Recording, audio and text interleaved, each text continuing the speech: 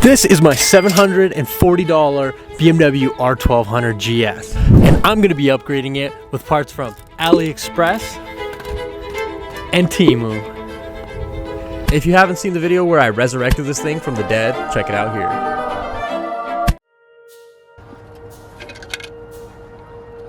So we last left off with getting the bike riding for the first time after completely tearing it apart, and I noticed some weird readings when trying to sync the throttle bodies. It turns out that the right side throttle was completely stuck open. This throttle body was designed to be non-serviceable using security bolts and press fitting a cap to not be able to access a little clip. With a $5 security bolt set, a hammer, and a chisel, I took the whole thing apart, cleaned it, greased it, and put it all back together. With that out of the way, let's get to the good stuff. So first up, as you can see, we don't have a windscreen, and all of the original ones I was trying to get a hold of were about 300 plus, and I found this tinted one for 120 bucks, which is still a lot more than I would expect to pay for a piece of plastic, but it is kind of goofy shaped, but huge savings, third of the cost. So let's see how it fits.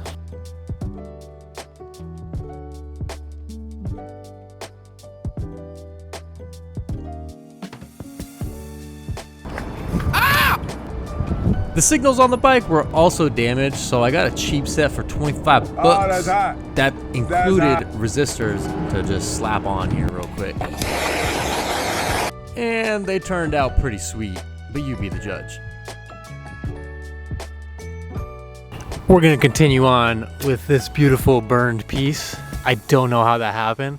I don't really understand a lot of things about how this bike ended up here, but we need to replace all this, and I got an upgraded LED smoked one for, I think it was about 60 bucks on, this one's from eBay, but I still think it's shipped from China. And then the exact same turn signals in the back.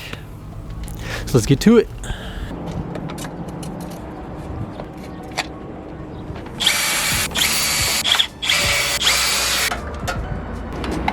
So I found out pretty quickly that it didn't really fit. So I ended up taking the factory housing to a belt sander to level it out, then used sealer on the back, and then it worked out. And this was before and after. Turned out pretty sweet. This one's gonna be an easy one. We got adjustable mirrors this is from Amazon, but I think they were like 40, 50 bucks, but they are a knockoff of a nicer brand, which pretty much everything here is. Say something sexy. So yeah.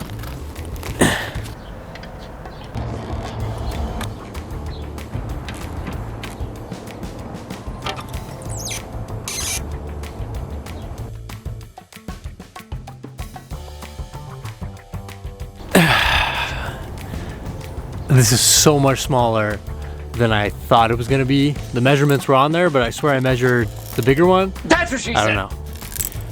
Yeah, I got low hopes for this one. I think it's gonna be way too loud. And I don't know if that's a baffle, but oh boy. So this adapter was $25 from AliExpress, and the knockoff Yoshimura exhaust was $30.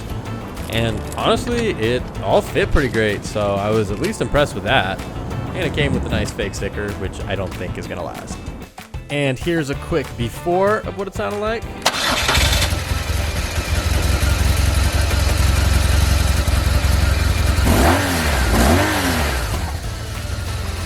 And after.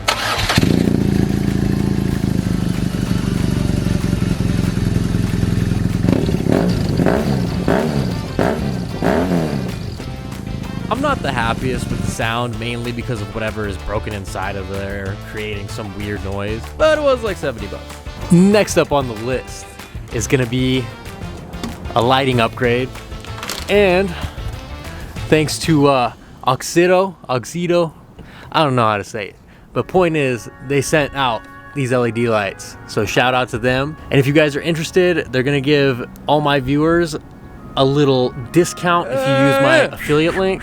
So go and check it out. Maybe you need some LEDs for your car, for a truck, you just whatever, man.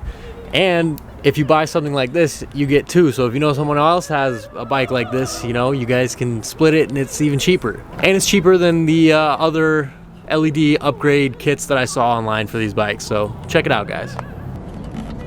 Upgrading the bulb is probably one of the easiest ones. Probably took me about a minute, like actually. And we go from looking outdated to, damn, we're looking fresh, bright and fresh. Look at those signals. Next up is a final drive slider that I paid $6 for on AliExpress, and it's branded Wunderlich and looks identical to the one they sell for $120. Since I'm already down here, we're gonna do another easy one. I'm gonna upgrade these to more of a GSA foot peg, because these kind of suck, if I'm being honest. They don't fit well. They kind of interfere with my boots. So let's change that. They're so savage. These were about $30 on AliExpress, and compared to some name brand ones selling for over $200, I think they're worth it. This kickstand extension plate was $7 on AliExpress compared to $70 by Touratech. And it needed a little bit of modification, but these price markups are just insane. Bunch of laptops.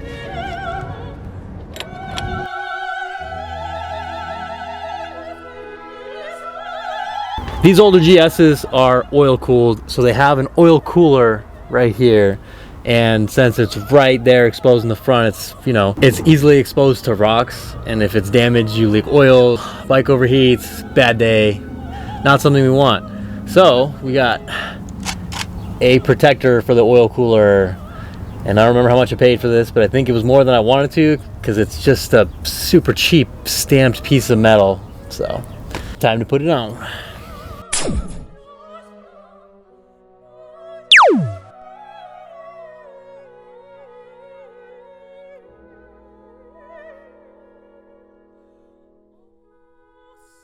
Along with the oil cooler, we want to protect this headlight. It's a pretty expensive headlight, and I've always wanted one of these because these look cool. But this does not fit. Like, it's not meant for this bike, even though it says on the listing it's meant for this bike. Crazy.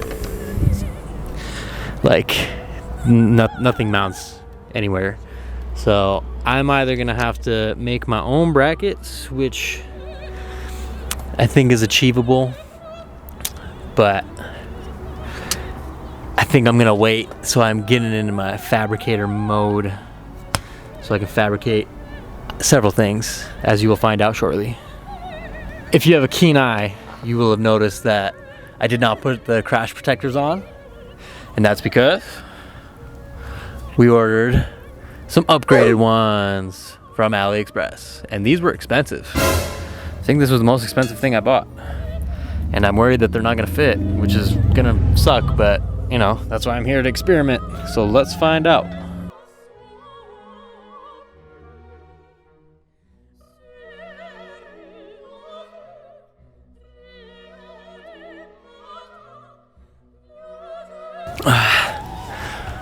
This fitment is terrible.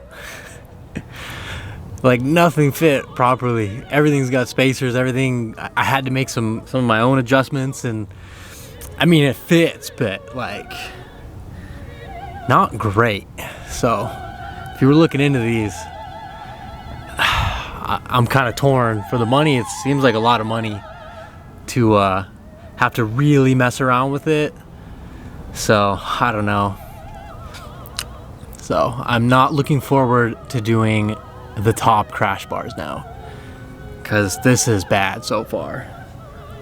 Oh boy. Crazy. I ordered these crash protection blocks on AliExpress for $8 and slapped them on real quick. And the final result was looking pretty dang good considering the money that was spent. All right, I'm ready to be in my fabricator mood. So let's do it.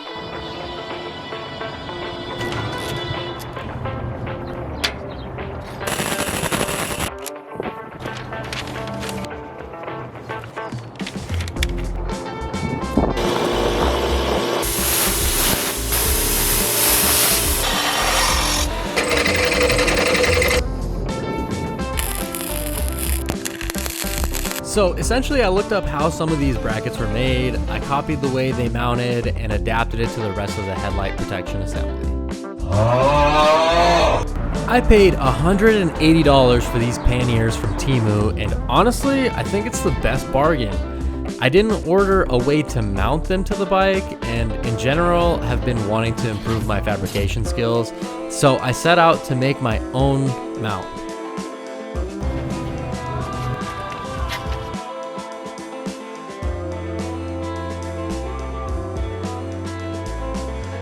I ended up using leftover bolts I had, grinding them down a bit, and welding them to the structure I welded to create a mounting point for the panniers.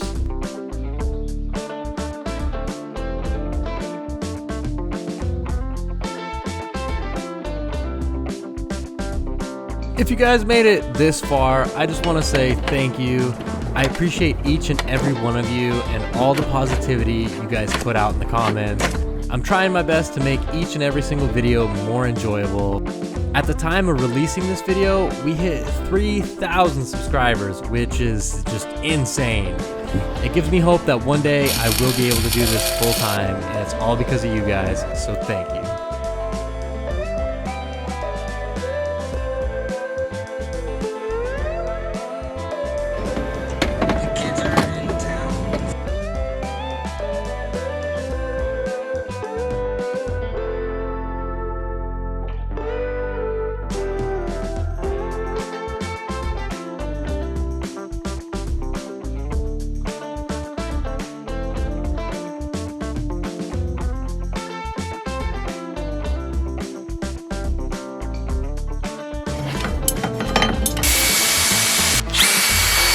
As far as this mount, I tried to use as many factory points as possible to ensure it was going to be strong.